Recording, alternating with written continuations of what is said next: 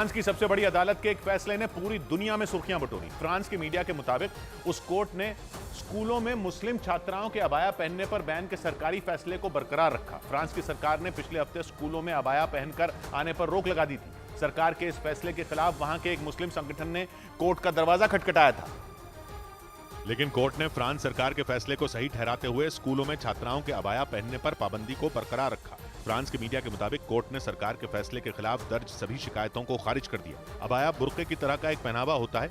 इसे पहनने वाली मुस्लिम महिला या लड़की का चेहरा छोड़कर पूरा शरीर ढका होता है। लंबे समय से फ्रांस के स्कूलों में अबाया पर प्रतिबंध लगाने की मांग की जा रही है, जिस पर लंबी बहस के बाद सरकार ने बैन लगाने का फैसला ले लिया। फ्रांस की मीडिया के मुताबिक कोर्ट ने बैन बरकरार रखते हुए दो टूक कहा कि अबाया पर लगाया गया बैन फ्रांस के कानून पर आधारित है, जो किसी को भी स्कूलों में किसी भी तरह के धार्मिक पहनावे की अनुमति नहीं देता।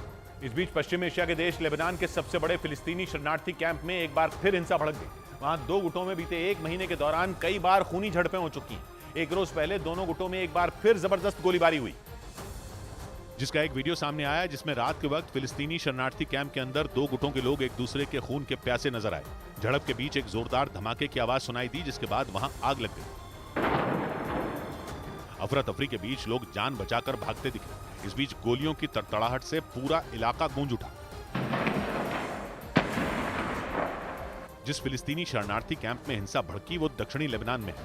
अगस्त में भी इसी इलाके में भयानक हिंसा भड़की थी, जिसमें 13 से ज्यादा लोगों की मौत हो गई थी। उस वक्त भी एक गुट के एक सैनिक की मौत के बाद खून खराबा शुरू हुआ था। इधर ईरान ने इजरायल पर बड़ा हमला बोलते हुए उसके सैनिकों को मानसिक रूप से बीमार बता दिया। ईरान के मुताबिक इजरायल के सैनिक जिस तरह से फिलिस्तीन में सैन्य अभियानों को अंजाम दे रहे हैं वो उनकी बीमारी को दिखाता है।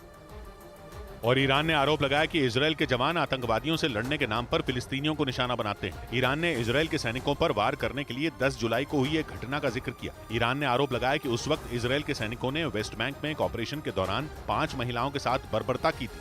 ईरान के मुताबिक उस घटना में पूछताछ के नाम पर इजरायल के सैनिकों ने उनके कपड़े तक उतरवा दिए थे। उसी घटना की याद दिलाते हुए ईरान ने इजरायल के सैनिकों को मानसिक रूप से बीमार करार दे दिया। साथ ही संयुक्त राष्ट्र और मुस्लिम देशों के संगठन से इस घटना पर कदम उठाने की भी मांग की।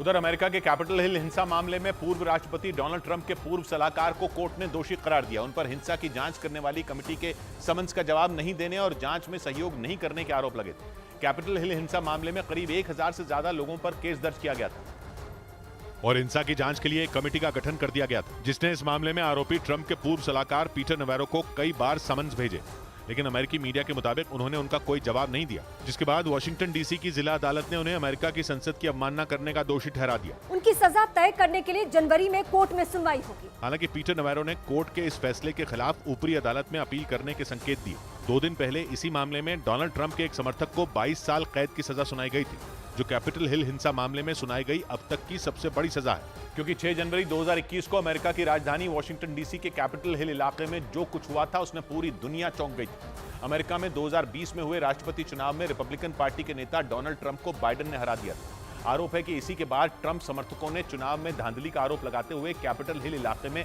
उपद्रव मचा दिया था और वहां की संसद समेत कई सरकारी इमारतों को निशाना बनाया था। अमेरिकी संसद और उसके आसपास के इलाके को कैपिटल हिल कहा जाता है। इस इलाके में अमेरिका के संसद भवन समेत कई सरकारी इमारतें मौजूद हैं। 5 वर्ग किलोमीटर के दायरे में फैले इस इलाके में करीब 35,000 लोग रहते हैं। लेकिन 2020 में राष्ट्रपति चुनाव के नतीजे आने के बाद 6 जनवरी 2021 को करीब 2000 लोग इस इलाके में इकट्ठा होकर प्रदर्शन करने लगे। लेकिन ट्रंप के उकसावे वाले बयान के बाद भीड़ ने इमारतों पर हमला बोला था। इस दौरान बड़ी संख्या में प्रदर्शनकारी बैरिकेड तोड़कर अमेरिकी संसद में घुस गए थे, जिसके बाद वहां तोड़फोड़ और आगजनी की गई थी।